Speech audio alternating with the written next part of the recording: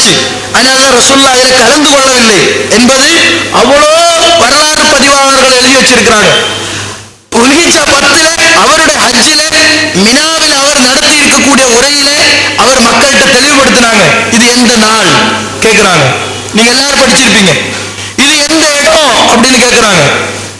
அதே மாதிரி இது எந்த எல்லாத்தையும் தெளிவுபடுத்திட்டு ரசூலுல்லாஹி ஸல்லல்லாஹு அலைஹி வஸல்லம் மக்கள்கிட்ட சொன்னாங்க, இன்னைக்கு தான் அல்லாஹ் பூமியையும் வானத்தையும் படைத்த நாள்ல போல அந்த நாள் சரியான நாளுக்கு இன்னைக்கு தான் வந்திருக்கு.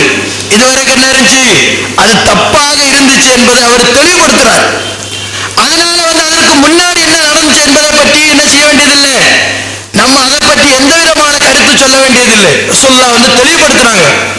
கதிஸ்ததாரக ஹையத்தி என்று சொல்லக்கூடிய மிகப்பெரிய ஒரு ஹதீஸ்ல சொல்றது, இன்னைக்கு தான் அந்த நாள். அல்லாஹ் எந்த நாள்ல இந்த பூமியை படைச்சான் அது ரசூலுல்லாஹ் தெளிவுபடுத்துறாங்க. வெள்ளிக்கிழமை தான் அல்லாஹ் இந்த வானங்களை பூமி எல்லாம் இந்த உலகத்தை படைச்சான். அதே வெள்ளிக்கிழமை தான் இந்த மார்க்கம் பூர்த்தி ஆயிடுச்சு. அல்யௌம அக்மல்து லக்கும் தீனக்கும் வ அத்மம்து அலைக்கும் நிஅமதி வ ரதீது லக்கும் அல் இஸ்லாம தீனா என்ற மார்க்கத்தை பூர்த்தி பண்ணி விட்டேன் என்று எப்ப சொல்றாங்க, மினாவிலே அவ்வளோ மக்களை ஒன்று சேர்த்து சொல்றாங்க, இன்னைக்கு அவங்களோட மார்க்கம் பூர்த்தி ஆயிடுச்சு. இப்ப யோசிச்சு பாருங்க, எந்த நாள்ல உலகத்தை அல்லாஹ் படைச்சிருக்கிறோமோ அதே நாளில நம்மளுடைய மார்க்கத்தை பூர்த்தி பண்ணி அந்த தேதியை சரியாக்கிட்டாங்க. அதன் பிறகு அதை நீங்கள் வரம்பு மீறக்கூடாது என்பதையும் மாதத்தை தள்ளி வைப்பது அதை முன்னும் பின்னும் ஆக்குவது என்பது இறை நிராகரிப்பை அதிகப்படுத்தும் என்பதையும் ரசூலுல்லாஹி ஸல்லல்லாஹு அலைஹி வஸல்லம் மக்களுக்கு குர்ஆனின் வாயிலாக 9வது அத்தியாயத்தினுடைய 36வது வசனத்திலே தெளிவுபடுத்தினார். அப்ப இதை நம்ம அடிப்படையாக கொண்டுதான் ஒவ்வொரு வருடத்திலேயும் நம்ம இந்த மாதிரி கலண்டரை போடுறோம். இது ஒரு பெரிய ஒரு ஜமாஅத்து பிரச்சனையோ ஒரு மற்ற விஷயங்களோ கிடையாது. உலகத்தில் அத்தனை மக்களுக்கும் இஸ்லாம் நேர்வழி காட்டுகிறது. எல்லா மக்களுக்கும் உள்ள மார்க்கம் இது. இது ஒரு சமுதாயத்தினுடைய மார்க்கம் கிடையாது. உலக மக்களுக்கு குர்ஆனை பற்றி சொல்லும் பொழுது குர்ஆன்ல சொல்லுது ஹுதல் லின்னாஸ். இது மக்களுக்கு அனைத்து மக்களுக்கும் நேர்வழி காட்டக்கூடியது. அல்லாஹ்வை பற்றி சொல்லும் பொழுது குர்ஆன்ல ரப்புல் ஆலமீன், அனைத்து உலகத்தில் உள்ள அனைத்து மக்களுடைய ரப்பு. இதே போல கலண்டரை பற்றி சொல்லும் பொழுது அல்லாஹ் என்ன சொல்றான், மவாகீத்து லின்னாஸ், அனைத்து மக்களுக்கும் தேதியை காட்டக்கூடியது. அப்ப இதை என்ன செஞ்சாங்க, பிறகு அல்லாஹ்வுடைய பல கட்டளைகளையும் மீறி விட்டவர்கள் இதிலேயும் கை வச்சு குழப்பத்தை ஏற்படுத்திட்டாங்க. அவங்க சந்திரனே இல்லாத ஒரு கலண்டர் தான் இன்னைக்கு இயக்கிட்டு இருக்கு. என்ன காரணம், சூரியன் பூமி சூரியனை ஒரு முறை சுத்தி வரக்கூடிய ஒரு கால அளவை ஒரு நட்சத்திரத்தை வச்சு கணக்கிட்டு அதை 12ஆக பிரித்துள்ள ஒரு மிகவும் செயற்கையான ஒரு கலண்டர் தான் இன்னைக்கு பின்பற்றிட்டு இருக்கு. இந்த கலண்டருக்கு அடிப்படை கிடையாது. காரணம் என்ன, அந்த சந்திரனை எந்த ஒரு நட்சத்திரத்தை வச்சு இதை முடிவு பண்றோமோ அந்த நட்சத்திரம் உதிக்கிறதும் மறைகிறதும் முன்ன பின்ன வரக்கூடியது. அதனால அவங்களுக்கு என்ன செய்ய முடியல, ஒரு கரெக்டான ஒரு கணக்கு போட முடியல. இஸ்லாமிய அடிப்படையில் ஒரு வருடத்திலே உள்ள நாட்கள் நீங்க கழிச்சு பார்த்தீங்கன்னா ஒரு நாளுடைய கால் பகுதி கூட மிஞ்சாது. இந்த வருஷம் 354 நாட்கள் கொண்டதாக இருந்தால் அந்த 354 முடிஞ்சோட அந்த வருஷம் முடிஞ்சிடும். ஒரு கால் நாள் மிஞ்சாது. ஆனால் இவங்க எப்படி இருக்கு, 365 கால் அப்படிங்கிறது கணக்கு. அப்ப இந்த கால் என்ன செய்வாங்க, ஒவ்வொரு வருஷம் விட்டுருவாங்க. ஒரு 4 வருஷத்துக்கு அப்புறம் என்ன செய்வாங்க, ஒட்டுக்கா அதை சேர்த்து ஒரு லீப் இயர் என்ற மக்களுக்கு என்ன புரியாத ஒரு பேரை உருவாக்கி இதை அதில் கொண்டு போய் சேர்க்கிறாங்க. இதனால என்ன ஆகுறது, கம்ப்யூட்டர்கள்ல பிரச்சனை ஏற்படுறது, தேதியை நிர்ணயிக்கிறதுல பிரச்சனை ஏற்படுறது, ரொம்ப மைன்யூட்டா செய்யக்கூடிய பல காரியங்கள்லையும் அவங்களுக்கே குழப்பம் ஏற்படுது. இது பொதுமக்களுக்கு தெரியாது. ஏன்னா பொதுமக்களுக்கு நாளை என்ன கிழமை, நாளை என்ன தேதி, அதோட முடிஞ்சு. ஒரு செகண்ட், ஒரு மைக்ரோ செகண்ட், ஒரு நிமிஷங்கிறதெல்லாம் மிக துல்லியமாக கணக்கிடக்கூடிய விஷயங்கள் வரும்பொழுதுதான் இந்த கலண்டர் முற்றிலும் பொய்யானது என்பது அவங்களே ஒத்துக்கொள்றாங்க. ஆனா இஸ்லாமிய அடிப்படையில் நீங்க பாத்தீங்கன்னா இது மிகவும் துல்லியமான கலண்டர். அதனால ஒவ்வொரு மனிதர்களும் இந்த கலண்டரை தான் பின்பற்ற வேண்டும். இது அல்லாத எந்த கலண்டரை, சந்திரன், சூரியன், பூமி, இது மூணுமே உட்பட்டதுதான் நம்மளுடைய கலண்டர். சூரியன் வேணும், சந்திரன் வேணும், பூமி வேணும். ஆனால் செயற்கையான கலண்டர்ல பூமி இருக்கு, சூரியன் இருக்கு, சந்திரன் கிடையாது. அந்த சந்திரனுக்கு பதிலாக அவங்க நட்சத்திரத்தை கொண்டு வர்றாங்க. நட்சத்திரத்தினுடைய கணக்கு நுஜூம் கணக்கு இஸ்லாம் மறுத்த கணக்கு. அந்த அடிப்படையில் கூடாது என்று யார் நட்சத்திரத்தின் அடிப்படையில் குறி சொல்வதும் அந்த மாதிரி செயல்களில் ஈடுபடுவதும் அதன் அடிப்படையிலே மற்ற காரியங்களை சொல்லக்கூடியவன் நீங்க போகக்கூடாது என்பதும் அது தப்பானது என்பதையும் நபிகள் நாயகம் ஸல்லல்லாஹு அலைஹி வஸல்லம் நமக்கு தெளிவுபடுத்திட்டாங்க. ஆனால் இஸ்லாம் என்ன சொல்லுது? சூரியனும் சந்திரனையும் அடிப்படையாக கொண்டுள்ள பூமியுடைய ஓட்டத்தை வைத்துள்ள தெளிவான ஒரு கலண்டர் அல்லாஹ் சுப்ஹானஹு வ தஆலா நமக்கு கொடுத்திருக்கிறான். இந்த கலண்டரை நாம் பின்பற்ற வேண்டுமா, இல்ல செயற்கையான கலண்டர் நமக்கு போதுமானதா, அது நம்மளுடைய எல்லா பிரச்சனைக்கு தீர்வு கிடைக்குமா, இந்த கலண்டர் முற்றிலும் இஸ்லாமிய சட்டத்துக்கு உட்பட்டதா, இப்படிப்பட்ட கேள்விகள் உங்களுக்கு இருக்கலாம். அதை நீங்க என்ன செய்யுங்க, உங்களுடைய ஒரு சர்ச்சையாக இதை படிக்க வேண்டும் என்ற எண்ணத்திலே நீங்கள் இறங்கிவிட்டால் கண்டிப்பா உங்களுக்கு இந்த விஷயத்தில் ஒரு தீர்வு கிடைக்கும். பல காலங்களாக நம்ம ஏறத்தாழ 2000 இருந்து இந்த விஷயத்தை மக்களுக்கு எடுத்து சொல்லிட்டு இருக்கிறோம். பல எதிர்ப்புகள் இருந்தாலும் இப்ப மக்கள் எல்லாம் சிந்திக்கக்கூடிய மக்கள் இன்னைக்கு இதை செயல்படுத்திட்டு இருக்கிறாங்க. இந்தியாவுடைய அனைத்து இடங்களுக்கும், இந்தியாவை விட்டு வெளி இடங்களுக்கும் இந்த கலண்டர் ஒவ்வொரு வருஷமும் நம்ம அனுப்பிட்டு இருக்கிறோம். இது ஒரு அடிப்படையான ஒரு விஷயம். காரணம், இஸ்லாம் மக்களை எப்படி ஒற்றுமைப்படுத்துறது? இஸ்லாம் ஒரு குறிப்பிட்ட இடத்துக்குள்ள மார்க்கம் கிடையாது, அனைத்து மக்களுக்கும் உள்ள மார்க்கம். அப்ப அந்த அனைத்து மக்களுக்கும் உள்ள மார்க்கத்திற்கு அனைத்து மக்களுக்கு தேதியை காட்டக்கூடிய ஒரு கலண்டரும் தேவை என்பதை நாம் புரிந்து அதன் அடிப்படையில் இந்த கலண்டரை பின்பற்றி நம்மளோட ஒவ்வொரு தேதியை நாம் குறிப்பிட வேண்டும். மற்ற மக்களுக்கு ஒரு விஷயத்தை தெரியாது, இப்போ முஹர்ரம் 14 என்பது என்னைக்கு அப்படிங்கிறது அவங்களுக்கு தெரியப்படுத்துறதுக்கு மட்டும் நீங்க மற்ற பயன்படுத்தக்கூடிய தேதிகளை நீங்க போடலாம். ஆனா அடிப்படையாக உங்களுடைய எல்லா காரியங்களையும் இந்த தேதியின் அடிப்படையில் நீங்க கொண்டு வர வேண்டும். நீங்க சம்பளம் கொடுக்கிறது, உங்களுடைய காரியங்களை தீர்மானிப்பது, மற்ற எல்லா காரியத்தையும் செய்வது, இது எல்லாத்தையும் என்ன செய்யணும்? இது எல்லாத்தையும் இஸ்லாமிய கலண்டரின் அடிப்படையில், அல்லாஹ் நமக்கு கொடுத்த கலண்டரின் அடிப்படையில் கொண்டு வர வேண்டும்.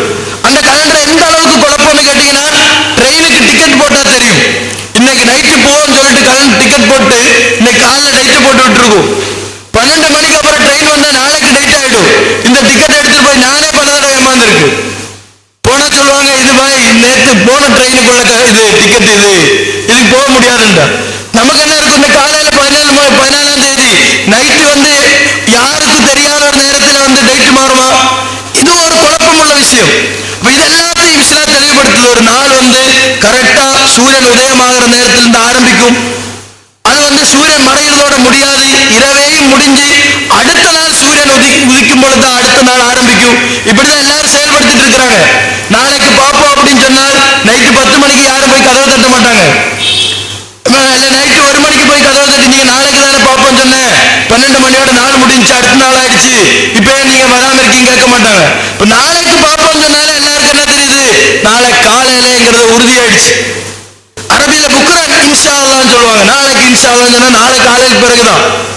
ஆனா இன்னைக்கு முஸ்லிம் சமுதாயம் என்ன பண்ணிட்டு இருக்கிறாங்க, மக்ரிபோட நாள் முடிஞ்சு அடுத்த நாள் ஆரம்பமாயிடுதுங்கிறாங்க. அவங்களும் என்ன செய்ய மாட்டாங்கன்னா, இந்த மாதிரி சொல்லக்கூடியவங்களும் இன்னைக்கு மக்ரிபுக்கு பிறகு ஒரு நிகழ்ச்சி நடந்தா நாளைக்கு டேட் போட மாட்டாங்க, இன்னைக்கு டேட் தான் போடுறாங்க. அப்ப செயல்பாடுல நம்ம கரெக்டா இருக்கிறோம். இப்போ சாதாரண பள்ளிவாசல்ல இருந்தெல்லாம் பழமையான ஒரு வழக்கத்தின் அடிப்படையில் சொல்லுவாங்க, நாளைக்கு நோன்பு வைக்கிறதுக்காக நம்ம நெய்யத் செய்யறோம், நவைத்து சௌமாதின் அனதா இல்லாஹி தஆலா ஃபர்து ரமலான் அப்படின்னு சொல்லி கொடுப்பாங்க. எப்போ சொல்லி கொடுப்பாங்க? நைட்டு சஹர நேரத்தில் சொல்லுவாங்க. எப்போ? நாளைக்கு. அப்போ அவங்க கணக்குப்படியே நாள் ஆரம்பிச்சாச்சு. இருந்தாலும் என்ன செய்றாங்க, நாளைக்கு என்பது நாளை ஃபஜ்ருக்கு பிறகுதாங்கிறது தெளிவா இருக்கு. அந்த சொல்ற பழக்கம் சரியா தவறா என்பதை விட மக்களுடைய மனதிலே ஆரம்ப காலத்தில் இருந்தே ஒரு நாள் எங்க இருந்து ஆரம்பிக்கணும், அது சூரியன் உதயத்தில் இருந்துதான் அப்படிங்கிற தெளிவா இருந்துச்சு. இதை என்ன செஞ்சாங்க, பிறகு தெரியாத குழப்பி இஸ்லாமிய அடிப்படையில மக்ரிபுக்கு தான், ஆனா மற்ற கணக்கு அடிப்படையில் 12 மணிக்கு தான், ஆனா நம்ம செயல்படுறது ஃபஜ்ருக்கு அப்புறம் தான். இப்படி 3 கணக்கில் ஓடிட்டு இருக்கிறோம். அப்ப இதெல்லாத்தையும் நீங்க என்ன செய்யணும், சரியா தவறா என்று சிந்தித்து பார்க்கணும். ஒரு விஷயத்துல நாம இறங்கும் பொழுது நம்ம அமைப்பு என்ன சொல்றது, நம்ம ஜமாத் என்ன சொல்லுது, அதை நம்ம சொல்லுவோம் அப்படின்னு யாரு சொன்னாலும் அவங்களுக்கு ஹிதாயத்து கிடைக்காது. அல்லாஹ் யாருக்கு நேர்வழியை கொடுப்பான்?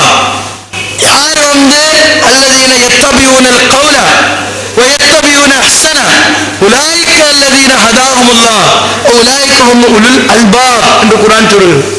யார் ஒரு விஷயத்தை அவர் கவனமாக கேட்டு அதிலேயே மிகச் சிறந்ததை யார் பின்பற்றுகிறார்களோ அவர்களுக்கு தான் அல்லாஹ் நேர்வழியை கொடுப்பான். அவர்கள் தான் அறிவுடைய மக்கள் என்று குர்ஆன் கூறுகிறது. அப்ப நம்ம அந்த அறிவுடைய மக்களாக இருந்தால் ஒரு விஷயத்துல இவர் சொல்றது சரியா தவறா என்று பார்க்கணும் மொழியே நம்ம ஜமாத் என்ன சொல்லுது, இயக்கத்தினுடைய தலைமையிலிருந்து என்ன அறிவிக்கிறது, அவங்க என்ன சொல்றாங்க, இதை பார்த்தால் என்னைக்குமே நம்மளால நேர்வழி அடைய முடியாது. ஒரு விஷயம் சரி என்று தெரிஞ்ச பிறகும் அதை நாம் பின்பற்றாவிட்டாலும் நமக்கு இறைவனுடைய தண்டனை உண்டு என்பதை குர்ஆன் நமக்கு தெளிவுபடுத்துகிறது. தெரியாத காலம் வரைக்கும் இறைவன் நமக்கு எந்த விதமான தண்டனையும் தரமாட்டான். ஒரு விஷயம் உண்மை என்று தெரிஞ்சு அதை மறுக்கிறதுக்கு பேரு தான் அரபில குஃபர். அது செய்யக்கூடியவனை தான் அரபில காஃபிர் என்று சொல்றோம். உண்மை என்று தெரியாதவனை பற்றி ஜாஹில், அறியாதவன் தான் சொல்றோம். அப்ப நம்ம இது உண்மையா சரியா என்று தெரியறதுக்குண்டான முயற்சி செய்யணும். இந்த கலண்டர் நமக்கு தேவையா என்பதை பற்றி பார்க்கணும். அதை அடிப்படையாக கொண்டு நம்ம செயல்பட முடியுமான்னு பார்க்கணும். எல்லாத்துக்கும் மேல ஒரு கணக்கை நம்ம எடுத்து வச்சிருக்கிறோம். இது சரியா தப்பான்னு எப்படி சொல்ல முடியும்? இது நீங்க சந்திரனை பார்த்தால்தான் உங்களுக்கு இது சரியா தவறான்னு சொல்ல முடியும். அதனாலதான் நம்ம தேதியை மட்டும் போடாம இந்த கலண்டர்ல ஒவ்வொரு நாளுடைய சந்திரனுடைய வடிவத்தையும் போட்டிருக்கிறோம். அந்த வடிவத்தை ஏன் போட்டிருக்கிறோம்னு பாருங்க. நீங்க பார்த்துட்டு இது மாதிரி வருதா நீங்க செக் பண்ணணும். செக் பண்ணிட்டு கரெக்டா இருந்தா மட்டும்தான் என்ன செய்யணும், இது பின்பற்றணும். ஆமா அவர் சொன்னா சரியா தான் இருக்கும், அவருக்கு அந்த விஷயத்துல அறிவு இருக்கு, அதனால அவர் சொன்னா சரியா இருக்கும் என்று சொல்லி ஒரு விஷயத்துல போனால் அது மார்க்கத்துக்கு முரணான செயல். ஒரு விஷயத்தை ஆய்வு பண்ணி சிந்திச்சு செயல்பட்டால் அது தப்பா இருந்தாலும் ஒரு நன்மை இருக்கு, சரியா இருந்தா ரெண்டு நன்மை இருக்கு. அப்ப தப்பா இருந்தாலும் நன்மை இருக்கக்கூடிய ஒரே ஒரு விஷயம் எது, சிந்திச்சு செயல்படுவது என்பது மட்டும்தான்.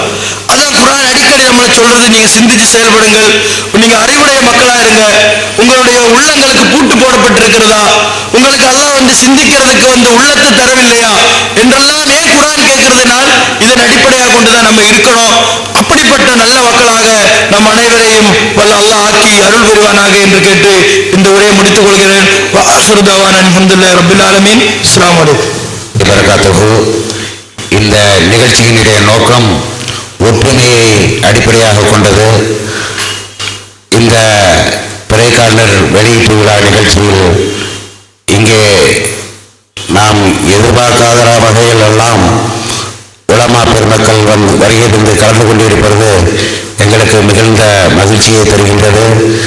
இப்பொழுது தஞ்சை மாவட்டத்தில் தொடர்ந்து பல வருடங்களாக கியாமுல் லைல் தொழுகையை ஜமாத்தார்கள் விரும்பும் வகையில் நடத்தி கொண்டிருப்பவரும் பன்னூல் ஆசிரியருமாகிய மௌலவி யாக்கத் மண்டி அவர்கள் உரையாற்றுவார்கள். அதன் பிறகு தமிழ்நாடு முற்போக்கு உலமாக்கல் பேரவையுடைய தலைவர் சகோதரர் மௌலவி முகமது முஸ்தபா நூரி அவர்களும், அதற்கு பிறகு காயிதே மில்லத் பேரவையினுடைய தமிழக தலைவர் அண்ணன் மதுரை சலீம் அவர்களும் உரையாற்றி அதன் பிறகு இந்த பிறைக்காலண்டர் வெளியிடம் நடைபெறுகின்றது. இதற்கு இடையில் இசாவுக்காக சிறிது இடைவேளை விடப்படும். அனைவரும் நிகழ்ச்சியை தொடர்ந்து பங்கு பெற்று இருளக அன்பை பதவியை கேட்டுக்கொள்கின்றோம். அல்ஹம்துலில்லாஹ் நஹ்மதுஹு வ நஸ்தஈனுஹு வ நஸ்தக்ஃபிருஹு வ நு'மினு பிஹி வ நதவக்கலு அலைஹி ونعوذ بالله من شرور أنفسنا ومن سيئات أعمالنا من يهد الله فلا مضل له ومن يضلل فلا هادي له ونشهد أن لا إله إلا الله وحده لا شريك له ونشهد أن محمدا عبده ورسوله أما بعد فإن خير الحديث كتاب الله وخير الهدي هدي محمد صلى الله عليه وسلم وشر الأمور محدثاتها وكل محدثة بدعة وكل بدعة ضلالة وكل ضلالة في النار. கண்ணியத்திற்குரிய அறிஞர் பெருமக்களே, சகோதரர்களே, அல்லாஹ்வுடைய மாபெரும் கருணையினால் ஒரு முக்கியமான நிகழ்ச்சியிலே நம்மை இங்கு இறைவன் ஒன்று சேர்த்திருக்கிறான். ஹிஜ்ரா காலண்டர் வெளியிடும் இந்த நல்ல நிகழ்ச்சியிலே நாம் எல்லாம் இங்கே கூடியிருக்கிறோம். ஹிஜ்ரா காலண்டர் என்பது என்ன, அதனுடைய அமைப்பு எப்படி, அது இருப்பது எப்படி அவசியம் என்ற விவரங்களை முன்னால் பேசிய சகோதரர்கள் விளக்கமாக சொன்னார்கள். அவர்களுக்கு நம்முடைய நல்வாழ்த்துக்களை கூறுவதோடு அந்த முயற்சி உலகமெல்லாம் ஒரே பிறை காலண்டர் உருவாகக்கூடிய அந்த முயற்சி வெற்றி அடைய வேண்டும் என்று எல்லாம் வல்ல இறைவனை வேண்டுகிறோம், வாழ்த்துகிறோம், துஆ செய்கிறோம். இப்போ நான் இங்கே வந்திருக்கிறது இந்த பிறை சம்பந்தமாக மக்களுக்கு மத்தியிலே உள்ள குழப்பங்கள். காலண்டர் உருவாக்கி இருக்கிறது, அதெல்லாம் ஒரு பக்கம் இருக்கட்டும். மக்களுக்கு மத்தியில் என்ன நடந்துகிட்டு இருக்கு, அதிலும் குறிப்பாக மக்களை வழிநடத்தி செல்லக்கூடிய உலமாக்களுக்கு மத்தியில் இந்த பிரச்சனை எப்படி இருக்கிறது, இதற்கு தீர்வு என்ன என்பதை நம்முடைய இமாம்கள் ஏறத்தாழ 600 ஆண்டுகளுக்கு முன்னால் எழுதப்பட்ட கிதாபுகள்ல, நூல்களில் எழுதி வைத்த தீர்வுகளை உங்களுக்கு மத்தியில் இப்போ நான் சொல்வதற்காக வந்திருக்கிறேன். ஏன்னு சொன்னா இந்த வருஷம் ஹஜ் பெருநாள் ரொம்ப ரொம்ப கேள்விக்குத்தா போச்சு.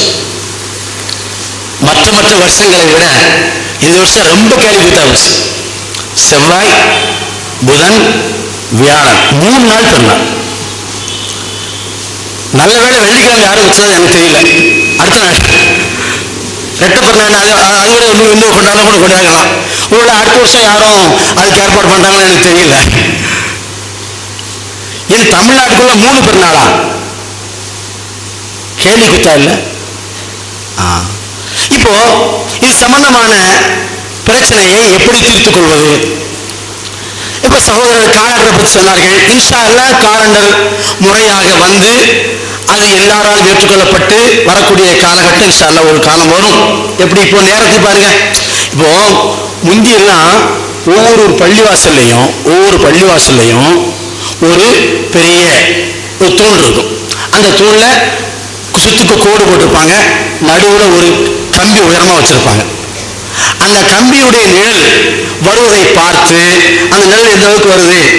இன்று கூட மிஷ்காத்துல் மசாபி பாடத்தில் நான் பாடம் நடத்துகின்ற மாணவர்களுக்கு பாடம் நடத்தும்போது சொன்னேன், பாடம் ஹதீஸ்ல வந்துச்சு.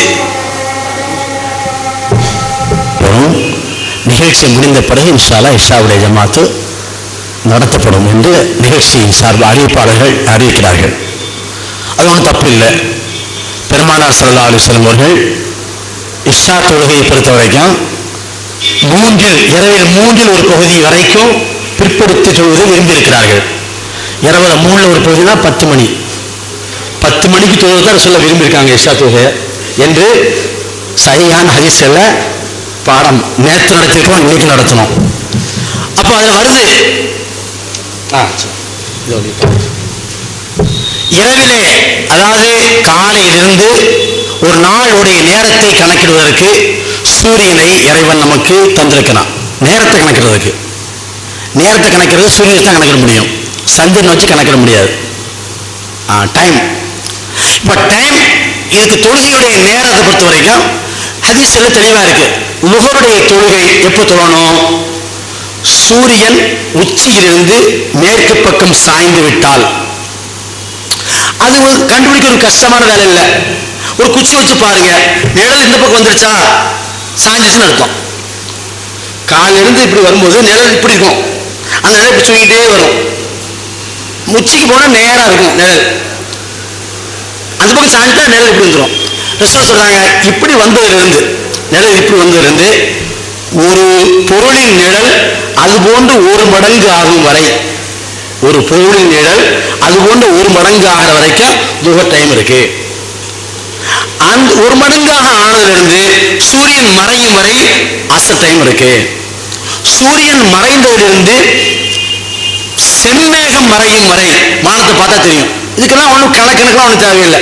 செம்மேகம் மறையும் வரை மக்ரிப் இருக்கு. செம்மேகம் மறைந்ததிலிருந்து இஷா ஆரம்பமாயிடுது. இது ரசூலுல்லாஹி ஹதீஸ். இதை கணக்கிட்டு தான் இவ்வளவு காலமாக ஒரு 50 வருஷத்துக்கு வரைக்கும் நடந்து வந்துச்சு. இப்ப யாராவது பார்க்குறாங்களா? யாரும் பார்க்கறது இல்லை. எல்லா பள்ளியிலையும் டைம் போட்டிருக்கு, தொழுகை கால அட்டவணை டைம் போட்டிருக்கு. அப்ப இன்னைக்கு லுஹர் எத்தனை மணிக்கு வருது? டயத்தை பார்த்தா 12:30. சரியாச்சு, சொல்லிடுங்க இல்லையா? இதே மாதிரி தொழுகை என்பது நேரத்தை அடிப்படையாக கொண்டது, நேரம் என்பது சூரியனுடைய ஓட்டத்தை அடிப்படையாக கொண்டதுதான். அதை கணக்கு பண்ணிட்டு தான் டைம் ஃபிக்ஸ் பண்ணியிருக்காங்க. எல்லா டயத்தை பார்த்துறோம். இன்ஷா அல்லாஹ் இது மாதிரி ஒரு நேரம் ஒன்று வரும், பிறை காலருக்கு அப்படி ஒரு நேரம் வரும் இன்ஷா அல்லாஹ். அப்படி வரும்பொழுது எல்லாரும் ஃபாலோ பண்ணிடுவாங்க. இப்போதைக்கு பிரச்சனை என்னன்னு சொன்னா, இந்த காலத்தை பொறுத்த வரைக்கும் இப்ப ஏன் அங்க ஒரு நாள் இங்க ஒரு நாள், நம்ம ஊர்ல ஏன் அப்படி கொண்டாடுறதில்ல, அங்க கொண்டாடும் போது ஏன் இங்க இல்ல, கேரளாவில் ஒரு நாள் பெருநாள்னா தமிழ்நாட்டுக்கே அன்னைக்கு வரமாட்டேங்குது பெருநாள் அப்படின்னு சொன்னா, இதுக்கு உலமாக்களே ஒரு ஹதீஸை ஆதாரமாக சொல்வார்கள். பிறையை பார்த்து நோன்பு வையுங்கள், பிறையை பார்த்து நோன்பு விடுங்கள், மேகம் மறைத்து விட்டால் 30 கணக்கிட்டுக் கொள்ளுங்கள். இந்த ஹதீஸை வச்சுதான் புற பார்க்கல அதனால விடையாது சொல்லிட்டு இருக்காங்க. இவ்வளவு காலம் சொல்லிட்டு இருக்காங்க. ஆனால் ரசூலுல்லாஹி ஸல்லல்லாஹு அலைஹி வஸல்லம் அவர்கள் சொன்னது உங்க ஊருக்கு எங்க ஊருக்குலாம் இல்லை, பொதுவா உலகத்துக்கு தான் சொன்னது. உலக மக்களே நீங்கள் பிறையை பார்த்து நோன்பு வைங்க, பிறையை பார்த்து நோன்பு விடுங்க. யார் பார்க்கணும்? உலக மக்கள் எல்லாரும் பார்க்க முடியுமா? வேற வேலை வெட்டி இல்லையா? எல்லாரும் பார்க்கணும் கட்டாயமா? இல்லை. பெருமானார் ஸல்லல்லாஹு அலைஹி வஸல்லம் அவர்கள் ரமலானுடைய கடைசி நாள் அன்னைக்கு, ரமலான் பிற 30 அன்னைக்கு சஹாபாக்கள்லாம் நோன்பு வச்சிருந்தாங்க. அப்போ வெளியூர்ல இருந்து ஒரு பயண கூட்டம் வருகிறது. வந்தவங்க சொன்னாங்க, நாயகமே நேற்று மாலை நாங்கள் பிறையை பார்த்தோம் என்றார்கள். இங்க பிற தெரியல, மதீனாவில் பிற தெரியல. நேற்று சாயந்தரம் நாங்கள் வரும்போது பிறையை பார்த்தோம் என்று சொன்னார்கள். உடனே பெருமானார் ஸல்லல்லாஹு அலைஹி வஸல்லம் அவர்கள் எல்லாரும் நோன்பு விட்டுங்கன்ட்டாங்க. மதீனாவில் நோன்பு வச்சுனாங்க இல்லையா, அவங்கள கூட சொல்லிட்டாங்க நீங்க நோன்பு விட்டுருங்க என்று சொல்லிவிட்டு மறுநாள் காலையிலே பெருநாளை கொண்டாடும்போது சொன்னார்கள். ஏன்னா அன்னைக்கு பெருநாள் கொண்டாட டைம் கழிஞ்சு போச்சு, பெருநாள் கொண்டாட டைம் கழிஞ்சு போச்சு. மறுநாள் காலையில பெருநாள் தொழுகைக்கு வாங்க என்று சொன்னார்கள். இப்போ பிறையை பார்த்தது யாரு? ரசூலுல்லாஹ் பார்க்கல, மதீனாவில் எந்த சஹாபியும் பார்க்கல, மதீனா ஊருக்குள்ளேயே யாரும் பார்க்கல. பார்த்தவங்க யாரு? எங்கிருந்தோ வந்த மக்கள். அவங்க எத்தனை மைல் தூரத்தை பார்த்தாங்க? ஒரு குறிப்பும் கிடையாது. இப்போ யார் பார்த்திருந்தாலும் இருந்து ரசூல் என்ன சொல்றாங்க, யாராவது ஒரு ஆள் பார்த்தா போதும். அதே ரசூலுல்லாஹி ஸல்லல்லாஹு அலைஹி வஸல்லம் சஹாபாக்கள்லாம் பிற பார்த்தாங்க, ஒருக்கா பிறையே தெரியல. ஒருத்தர் நினைஞ்சாரு, நாயகமே நான் பிற பார்த்தேன்னாரு. ஒரே ஒருத்தர் தான், நான் பிற பார்த்தேன்னாரு. அப்ப ரசூலுல்லாஹ் கேட்டாங்க, நீ முஸ்லிமா என்று கேட்டார்கள். ஆம் என்று அவர் சொன்னார். நீ முஸ்லிமான்னு கேட்டாங்க, ஆம் என்று அவர் சொன்னார். ரசூலுல்லாஹ் அவர் சொன்னாங்க, எல்லாரும் நோன்பு வைத்தாங்க. ஒரே ஒரு நபர் பார்த்தார் என்று சாட்சியம் சொன்னார். எதுக்காக சொல்றேன்? பிறை பார்த்து நோன்பு வைங்க, ரைட்டு. யார் பார்க்கணும்? யார் பார்த்தாலும் தெரிய வைக்கணும், அதான் அது அர்த்தம். யார் பார்த்தாலும் வைக்கணும். கேரளாக்காரன் பார்த்தா நாங்கள் வைக்க மாட்டோம், மதுரைக்காரர் பார்த்தா மெட்ராஸ்காரர் வைக்க மாட்டாரு, மெட்ராஸில் பார்த்தா திருநெல்வேலிக்காரர் வைக்க மாட்டாரு. அதுக்கெல்லாம் இஷ்டாச்சு இடமே இல்லை. பெருமானார் ஸல்லல்லாஹு அலைஹி வஸல்லம் அவர்கள் இப்படித்தான் சமுதாயத்தை பழக்கியிருந்தார்கள். அந்த அடிப்படையிலே இன்றைய காலகட்டத்திலே, அந்த காலம் இருந்துச்சு, எங்கிருந்தாலும் வந்தவங்க தகவல் சொல்லணும், நாங்கள் புற பார்த்தோம் சொல்லணும். இப்போ அப்படி இல்லை. இஷா தொழுகை முடிவதற்குள்ளாக அல்லது 9 மணிக்குள்ளாக உலகத்துல எங்கு பிறை கண்டாலும் செய்தி உடனே தெரிஞ்சு போகுது. பிறை கண்ட செய்தி தெரிந்த பிறகும் கூட அந்த ஒரு பிறையை நாங்கள் எடுத்துக்க மாட்டோம், கேரளத்து பிறையை நாங்கள் எடுத்துக்க மாட்டோம், டெல்லி பிறையை நாங்கள் எடுத்துக்க மாட்டோம், இலங்கை பிறையை நாங்கள் எடுத்துக்க மாட்டோம் என்று சொல்கிறார்களே, இது சரியா? இது நம்முடைய கேள்வி. இப்ப அதுக்கு அது அப்படித்தான் இப்படித்தான் என்னெல்லாம் சொல்வார்கள், காரணம் சொல்வார்கள். காஜியார் ஒருத்தர் இருக்காரு, அவர் சொன்னதான் அரசாங்கம் எடுத்துக்கிறோம். காஜியாரு அவர் என்ன செய்வாரு, அவரை பொறுத்த வரைக்கும் இப்படி பல நிபந்தனைகள் வச்சிருக்காரு. ஏகப்பட்ட குழப்பங்கள் இந்த மாதிரி இருக்கிறதுனால இது விஷயமாக மார்க்கம் என்ன சொல்கிறது?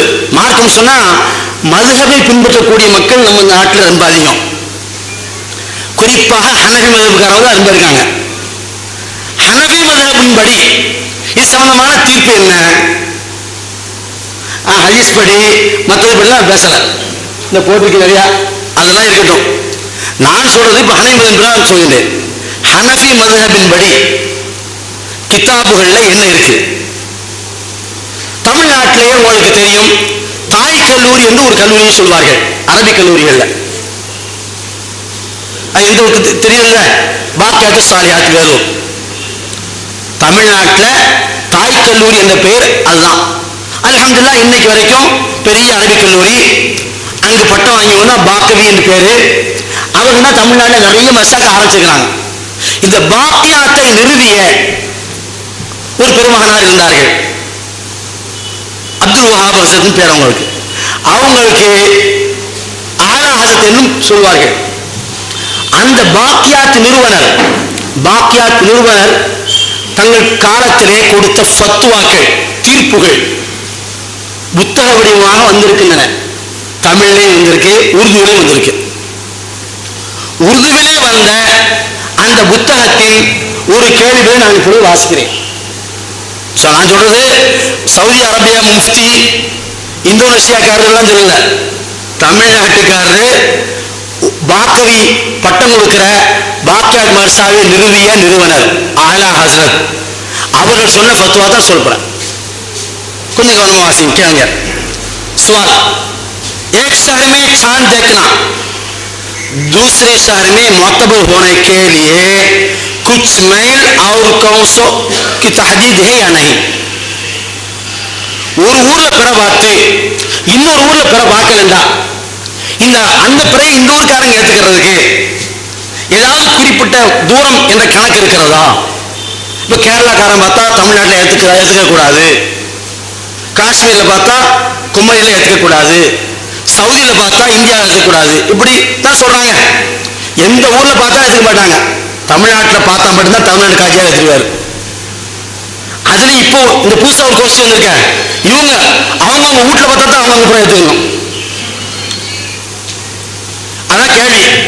ஒரு ஊரில் பார்த்த பிறையை, ஒரு இடத்தில் பார்த்த பிறையை இன்னொரு இடத்தில் உள்ளவர்கள் ஏற்றுக்கொள்வதற்கு ஏதாவது மைல் கணக்கு இருக்கிறதா, தூரம் குறிப்பிட்ட இருக்கிறதா, இது கேள்வி. அவங்க சொல்றாங்க, அஹ்னாஃப் के यहाँ मुफ्ता भी कौल पर किसी हद की तहदीद नहीं है. ஹனஃபி மதுஹபின் படி, மதுரையில் இவங்க இருக்கிறதா ஹனஃபியர் தான், தமிழ்நாட்டில் வாழ்றவங்க ஹனஃபியர் தான், இந்தியா பூரா ஹனஃபியர் தான். ஹனஃபி மதுஹபின் படி ஒரு ஊரில் பார்க்கப்பட்ட பிறையை இன்னொரு ஊரில் ஏற்றுக்கொள்வதற்கு எந்த மைல் கணக்கும் கிடையாது. கட்டுரையாக குர்ஆன் குரல் 2000 நவம்பர், குர்ஆனின் குரல் 2000 நவம்பர் இதழில் கட்டுரையாக வந்திருக்கிறது. பார்க்குறவங்க குர்ஆன்கள் உங்கள் வீட்டில் இருந்தால் இந்த இதை மட்டும் குறிச்சுக்கோங்க, 2000 நவம்பர். அது சம்பந்தமான விளக்கம் தெளிவாக இருக்காரு. அவர் எழுதியிருக்காரு, ஒரு நாட்டின் அரசாங்கம், தமிழை வாசிக்கிறேன், ஒரு நாட்டின் அரசாங்கம் மார்க்க அடிப்படையில் அறிவிப்பு செய்தால் அதை ஏற்று செயல்பட வேண்டும். ஒரு நாட்டு அரசாங்கம் மார்க்க அடிப்படையில் அறிவிப்பு செய்து அதை இன்னொரு நாடு ஏற்றுக்கணும். ஆனால் இரு நாடுகளுக்கிடையே உதய அஸ்தம நேரத்தில் மிகுந்த மாறுபாடு இருக்கக்கூடாது. உதாரணமாக, ஒரு நாட்டில் சுபுஹ் தொழுகை நடைபெறும் நேரத்தில் மற்றொரு நாட்டில் மக்ரிப் தொழுகை நடைபெறுமானால் இது மிகுந்த வேறுபாடாக கருதப்படும். அந்த ஊர்ல பார்த்தபடி ஏற்றுக்கூடாதான். எந்த ஊர்ல? ஒரு ஊர்ல சுபுஹ் தொழும்போது அந்த ஊர்ல என்ன தொழுகை நடக்கணும்? மக்ரிப் தொழுகை நடக்கணும். கிட்டத்தட்ட 14 மணி நேரம் வித்தியாசம். இந்த தூரத்துக்கு இடைப்பட்ட ஊர்ல எங்கு பார்த்தாலும் எல்லாரும் ஏற்றுக்கணும் என்று இன்றைய முதல்வர் எழுதியிருக்கிறார். பாக்கியாத் இன்றைய முதல்வர் எழுதியிருக்கிறார். நான் சொல்ல தமிழ்ல இருக்கு, குர்ஆன் குரல் 2000 நவம்பர் இதழில் நீங்க பாருங்க. அதே மாதிரி அதே மாசம் ஜமாத் உலமா இதழில் வந்திருக்கிறது. யாருக்காவது சந்தேகம் இருந்தா என்கிட்ட நீங்க கேளுங்க, இன்ஷா அல்லாஹ் அவருடைய முழு காப்பி, அவருடைய நேரடி காப்பி ப்ரூஃப் உங்களுக்கு நகல் எடுத்து அனுப்ப நான் தயாராக இருக்கிறேன். அதே போடுறாரு அவரு, பலவீனமான பிறகு காஜியாரின் அறிவிப்புக்காக காத்திருக்க வேண்டிய தேவை இல்லை. பிறை செய்தி உங்களுக்கு நம்பகம் ஆயிட்டா எங்க ஊர்ல எந்த ஊர்ல சொல்லலாம். இந்த கணக்குப்படி அமெரிக்கா ஒண்ணுதான் வித்தியாசம். அமெரிக்கா மட்டும்தான் வித்தியாசம். அவங்க கொடுத்த கணக்கு தான். ஹனஃபி மذஹபினுடைய மிக முக்கியமான தீர்ப்பு இது. வேறொரு பாக்கியாத்து சாலிஹாத் அரபிக் கல்லூரியினுடைய நிறுவனரும் இன்றைய முதல்வரும் அளித்த விளக்கங்கள். அப்ப அமெரிக்கா தவிர உலகத்துல எங்கு பிறை கண்டாலும் ஏற்றுக்கொள்ள வேண்டும் என்பது ஹனஃபி மذஹபுடைய சட்டம். இந்த சட்டம் இன்னைக்கு ஏற்றப்பட்ட சட்டம் அல்ல, கிட்டத்தட்ட 1000 வருஷத்துக்கு முன்னால் ஏற்றப்பட்ட சட்டம். அப்பொழுதே இருந்த இமாம்கள் இது சம்பந்தமாக ஆய்வு செய்து எங்கேயும் தகவல் கிடையாதுன்னா வை நோம்ப அதாவது நோம்ப விட்டு உலகத்துக்கு ஒரு பிறதான் என்பதை ஹனஃபி மذஹப் தெளிவாக